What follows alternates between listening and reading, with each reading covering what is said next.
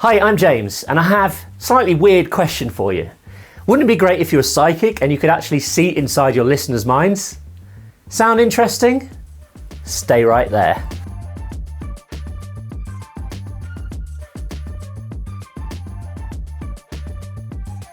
Okay, so I'm not actually going about being really psychic, but what I am talking about is asking your guests and your experts who you're interviewing on maybe a podcast or your radio show the right kinds of questions. The sort of questions that, you know, your listeners are actually pondering themselves. There is a couple of amazing tools which have just come around recently, which are absolutely fantastic when it comes to writing the right kind of questions for the person that you're interviewing. The sort of questions that are already being asked on the internet, so you can make sure that your interview is going to kill it and also make sure that your content is really suited to your audience. So let's dive in. I want to show you how to use these tools. Okay, so we've gone to the internet and we've searched for Also Asked. Let's head to alsoasked.com. Now, this is a fantastic tool. My friend Phil Palucha actually introduced me to this very recently. There's another one which is similar, which I'm going to show you in a minute, but this is awesome. And this is so powerful if you want to find out questions that people are actually asking on the internet.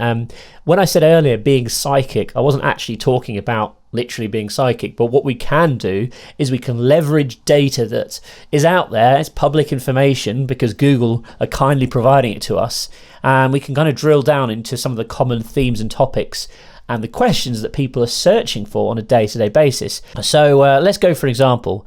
Well, actually, let's go for this protein shakes, because I actually know nothing about protein shakes. I know it's a huge industry and I know you can make lots of money selling protein shakes. There are certainly lots of companies that have killed it there, but it's something I know nothing about. So if you perhaps have a fitness podcast, or you have like a motivational podcast and you've got an expert coming on to talk about protein shakes, but you have no idea really the intricacies and the ins and outs about them, or sort of what sort of questions people might be asking about that, we can type that in, we can hit search, and then we kind of get this kind of really cool, it's almost like a mind map, which will take you through sort of various topics within the topic, and then ultimately provide a list of questions.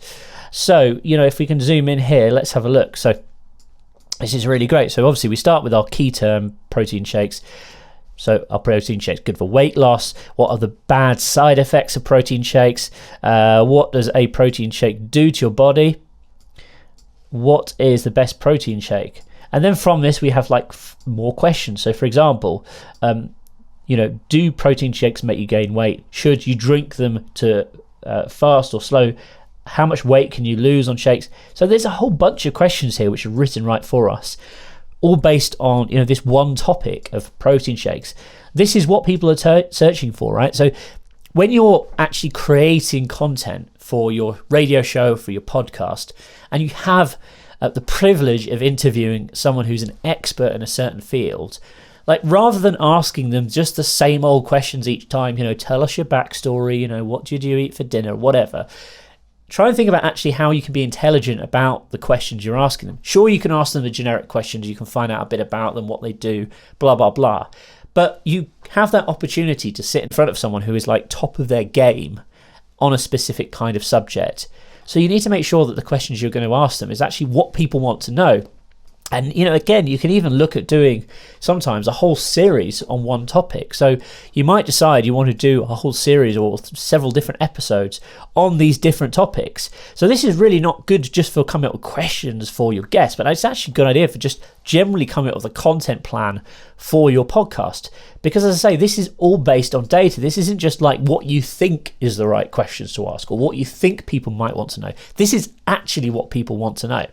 So let's have a look at a second website. Okay, so the second tool I want to show you today, which will allow you to mind read your audience and find out exactly what people are really asking out there on the internet, is called Answer the Public. Let's head on to their website here. As you can see, very similar format. We just get given a search term. So I might want to switch this, say, to the US, stay with English, and let's say I've got a expert who's coming onto my show to discuss real estate investing. Okay. So let's type in real estate investing, hit the search bar, and we'll find out what people are asking about this particular topic. As you can see here, it takes a couple of seconds to kind of do its voodoo and figure out the data and do all that mind reading stuff or whatever. And we've come up with 51 different questions here. So Lots and lots of questions. This is kind of a bit of a weird, sort of super exciting like Wheel of Fortune thing going on. You can actually switch this just to like data view, which is a bit more easier to digest.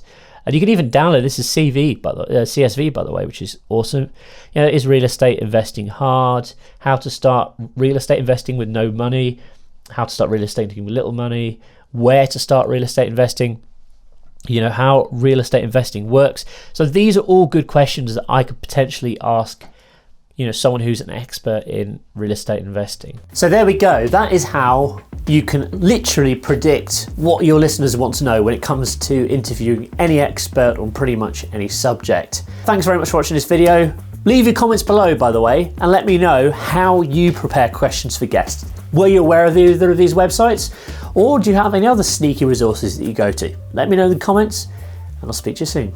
Hey, I'm James, founder of Radio.co. Before you go anywhere, I've got an interesting question for you. Do you know the difference between a radio station that launches and becomes very successful, gets lots of listeners and does very well, and a radio station that perhaps kind of doesn't launch very well and disappears within a few months, doesn't really get much attention?